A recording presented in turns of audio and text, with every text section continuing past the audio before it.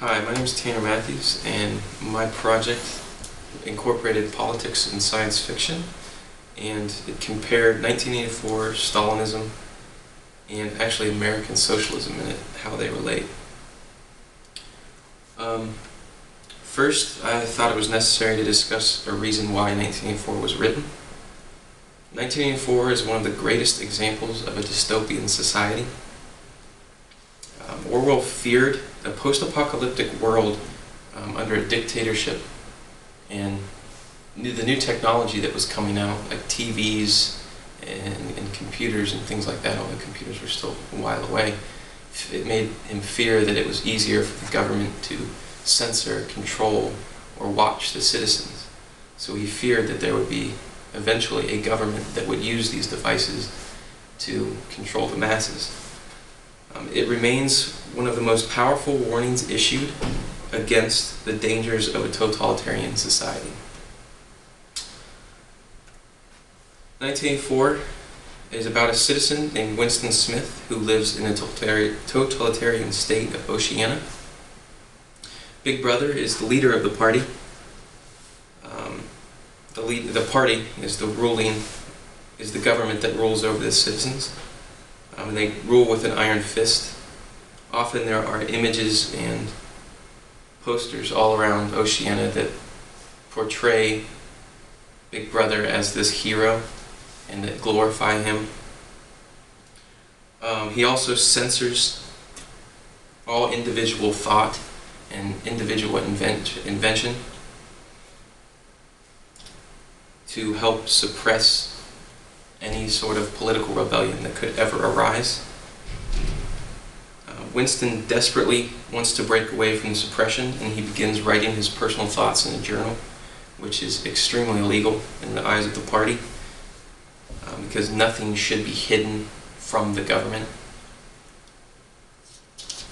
He must keep his journal and obviously his personal thoughts away from this telescreen, which is in the room of his apartment. The telescreen is a way that the INGSOC, which is the socialism group that is the party, monitors that they have it in every single house, and it monitors the citizens in their own homes. So on top of that, he also needs to beware of spies, because there are thought police, which are the spies all over Oceania. Even the children are taught at a young age to spy on the adults. And later in the book, you actually find out that there is a children who got his parents arrested because he supposedly said, down to Big Brother in his sleep. Winston also falls in love with a woman named Julia, which is also highly illegal because love for anything against the party is wrong, other than the party is wrong. Eventually, Winston tries to join a rebellious group known as the Brotherhood. He meets with a man named O'Brien, who is an upper party member, and he thinks that O'Brien is trying to help initiate him into the Brotherhood. But ultimately, in the end, he finds out that it was all an elaborate scheme to entrap Winston into committing rebellious acts.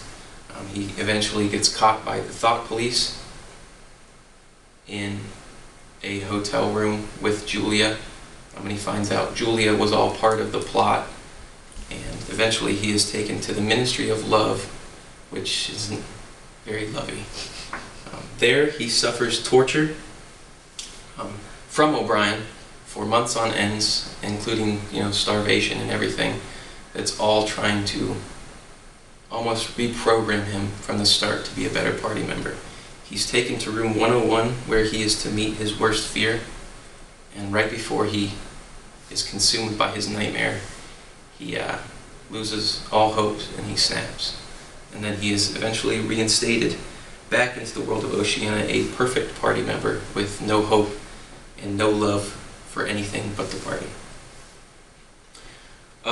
Now I'd like to describe how 1984, the party, and Big Brother parallels the USSR, Stalinism, and Joseph Stalin himself. The political, economic, and social principles and policies associated with Stalin, especially the theory and practice of communism developed by Stalin from Marxism and Leninism, and marked especially by rigid authoritarianism, widespread use, terror, and often emphasis of Russian nationalism is the definition of Stalinism. Just like Big Brother, Stalin was painted in pictures as a god among men. He was often depicted with children, or wearing a white suit, or leading a mass of people in order to portray him as this hero, just as Big Brother was. Like the party, Stalin censored every aspect of life in media. He would hold book burnings and would exile or kill artists or writers that created any work that went against his ideas or what he wanted. Stalin also had youth programs just as the party did in order to develop children into the perfect Stalinism party members. He too had a secret police force which was roughly the size of a small army that spied on the citizens in order to ensure political rebellion was stopped before it could ever start. Although the USSR and Stalinism, there was no Room 101. There were certain variances of this horror. He would still subject them to torture for months, and if he didn't kill them on the spot, he would send them to the Gulag system in Siberia, where basically they worked themselves to death or starved in a barren wasteland. Other than that, this is just kind of what the world would look like under Stalinism today, just kind of crumbled mass. Finally, I'd like to discuss American socialism, and I'm not trying to say that America is a socialistic country, but there are certain socialism aspects that the United States government portrays. The government has increased the redistribution of wealth over the past couple of years. Programs like welfare and food stamps, things like those, are ways that this happens. And these programs have expanded by limiting the requirements in order to get them. So ultimately it makes more people eligible, so more people will get on them. And it's created a class of people entirely dependent on the government. So in other words, in the government and the taxpayers, of course, the people that actually pay the taxes that go to them. And it is a double thing. It's good, don't get me wrong, that we're helping these poor. However, if they aren't doing anything to earn it, so if they're just sitting collecting this money, doing nothing, why should the taxpayers keep working in order to support a class that refuses to help in any way? Government involvement has also increased in everyday life. There's the nationalizing of the healthcare and the banking and financial industries.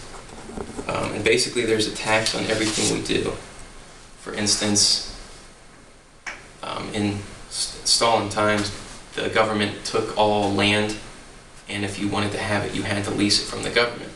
Now, although there aren't leases for land in America today, there are property taxes. So although you can own your own home, you still have to pay property taxes to the government. So in a way, it's similar to leasing your land. And that's just one example of many. And here's a funny little poster I thought of Che Guevara and Obama. Remember, I'm not trying to say that Obama is a Cuban nationalist communist, but I just think that it's funny how the propaganda posters look so similar. And that's my project. Very good. I noticed in a lot of the images from 1984, especially the one, the party line posters, there was frequently what we would call the victory symbol, that there was a V. I think the other one with the, This? yes, and The then there victory was means one something. other one where there was Yes, that right one, there. yeah. Do you have any idea what that is? The victory symbol, well, I know the government in 1984 completely controlled all manufacturing of everything, and I know that they called like the victory cigarettes and the victory vodka, some sort of alcohol, Okay. which was basically pure alcohol. Victory, I'm guessing it was a way that the government could instill victory into the citizens of Oceania, even though there Okay. wasn't really much going on there. Okay. I'm gonna have to watch the movie. I haven't seen the movie. I haven't seen the movie either. I was actually